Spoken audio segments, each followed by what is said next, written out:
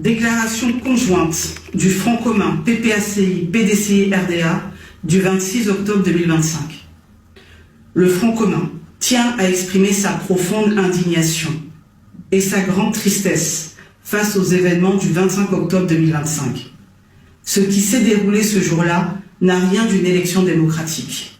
Ce fut un coup d'état civil.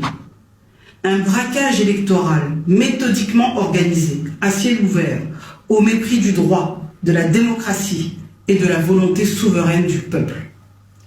Comme nous l'avions dénoncé à plusieurs reprises, le régime a érigé l'exclusion, la manipulation, la répression, la peur et le refus systématique du dialogue en stratégie électorale.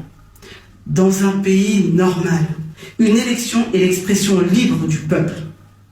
En Côte d'Ivoire, elle est devenue une opération de confiscation du pouvoir par la force et la violence. À Granayot, dans la région du Haut-Sassandra, une milice armée proche du pouvoir a attaqué le village, faisant au moins 3 morts et 29 blessés. À Niamayo, toujours dans le Haut-Sassandra, les populations ont été violemment attaquées pour avoir osé résister au coup d'état civil. Résultat, 4 morts, 67 blessés graves et 5 maisons incendiées. À Toumaudi, dans le village de Dida Kwadjoublé, la population a été gazée par les forces de l'ordre pour avoir refusé de participer à la mascarade électorale. Et que dire du jeune Guessant Kwadjo Richard, 13 ans seulement, tué par balle, alors qu'il n'était mêlé d'aucune manière à une quelconque manifestation. Un bacarouge a été aperçu en train de tirer à balles réelles sur la foule opposée au 4e mandat. Un enfant ivoirien est mort. Et le silence du régime est assourdissant. Ces faits ne sont que quelques exemples, parmi tant d'autres. Partout en Côte d'Ivoire, les populations ont subi intimidation, violence, humiliation, enlèvement ou arrestation, uniquement pour avoir voulu défendre leur constitution. Le Front commun présente ses condoléances les plus attristées aux familles endeuillées et exprime sa compassion profonde aux blessés et à leurs proches. Ces victimes ne sont pas des criminels, ce sont les martyrs de la démocratie. Le très faible taux de participation, visible dans tout le pays, malgré les pressions, démontre avec éclat que les Ivoiriens ont massivement boycotté cette élection truquée, refusant de se rendre complices d'une violation grave de la Constitution. Parti profondément attaché à l'alternance démocratique et à la souveraineté du peuple, le Front commun condamne avec la plus grande fermeté ce coup d'état civil, comme nous aurions condamné tout changement anticonstitutionnel par les armes. Rien, absolument rien, ne peut justifier un 4e mandat anticonstitutionnel. En conséquence, nous dénions toute légitimité à M. Alassane Ouattara, qui prétendra sans aucun doute tirer son pouvoir de cette mascarade électorale. Le peuple n'a pas voté.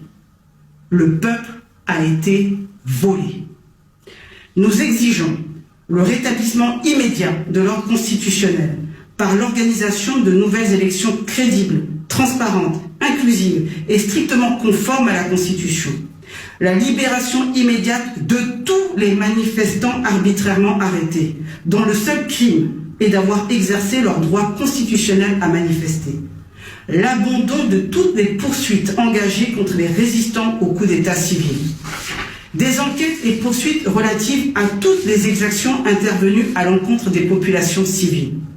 Le couvre-feu imposé à Yamoussoukro en pleine journée électorale, les morts, les blessés, les disparitions, les arrestations massives démontrent, s'il en était encore besoin, que ce régime ne tient que par la force, non par la légitimité.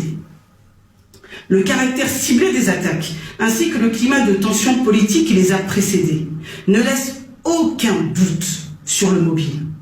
Punir les populations pour avoir osé contester les velléités d'un 4e mandat. Tout porte à croire qu'il s'agit d'actes de représailles prémédités, encouragés par un discours politique qui, depuis plusieurs semaines, tend à désigner une partie des citoyens comme des ennemis de l'intérieur. À cet égard, Les propos tenus par M. Alassane Ouattara lors de son meeting de clôture de campagne du 23 octobre 2025 sont d'une gravité extrême. Il a en effet déclaré, je cite, « Je vous demande d'être vigilants et de surveiller vos quartiers, car les chiens peuvent toujours passer. Mais nous devons être prêts à protéger la Côte d'Ivoire. » Par ces mots, le chef de l'État a publiquement animalisé une partie de la population ivoirienne, assimilant ses opposants à des chiens. Ce glissement de langage contraire à la dignité humaine et aux principes fondamentaux du droit international a pour effet direct de légitimer la haine, la stigmatisation et la violence.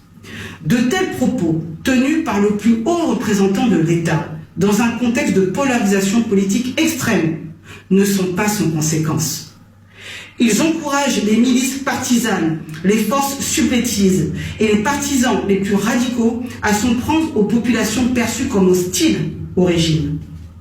L'attaque des populations civiles sur toute l'étendue du territoire national s'inscrit dans cette logique de déshumanisation politique, celle qui transforme le désaccord en trahison et le citoyen en cible. M. Alassane Ouattara porte donc une responsabilité politique et morale directe dans ces violences. Par son discours, il a contribué à créer un climat propice aux exactions, à la division et à la haine. Un tel comportement est indigne d'un chef d'État et contraire aux obligations internationales de la Côte d'Ivoire en matière de prévention de crimes de haine et de protection des droits humains.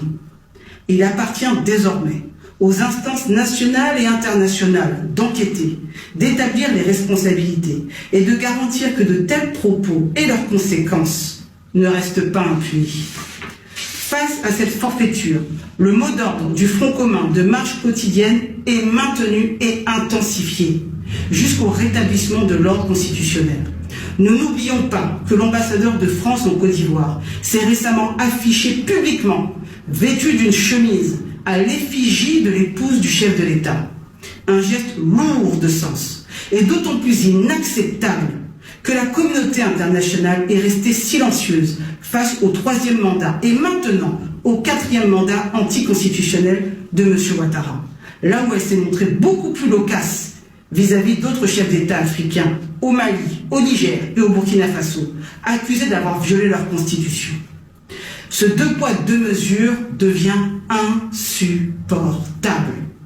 L'argument selon lequel la communauté internationale respecterait la souveraineté de la Côte d'Ivoire ne tient pas.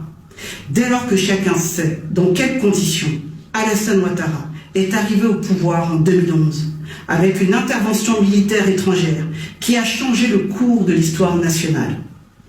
La décence, à défaut de la justice, voudrait que la communauté internationale s'abstienne de féliciter un régime qui continue de piétiner les droits humains dans un silence inquiétant. Nous nous souvenons de Djokwe, Naïbi, Tehiri, Nayou, de Kofi Toussaint, décapité, et aujourd'hui de Nguessan Kouadio Richard, 13 ans, tué d'une balle dans le cœur. La communauté internationale ne peut éternellement s'étonner de la révolte des peuples africains lorsque ceux-ci se dressent contre les régimes autoritaires. La Côte d'Ivoire n'est pas une monarchie. Ce pays n'appartient ni à un homme ni à un clan. Il appartient à son peuple. Vive la Côte d'Ivoire libre. Pour le Front commun PPACI PDCI-RDA, Maître Abiba Touré, porte-parole du Front commun PPACI PDCI-RDA.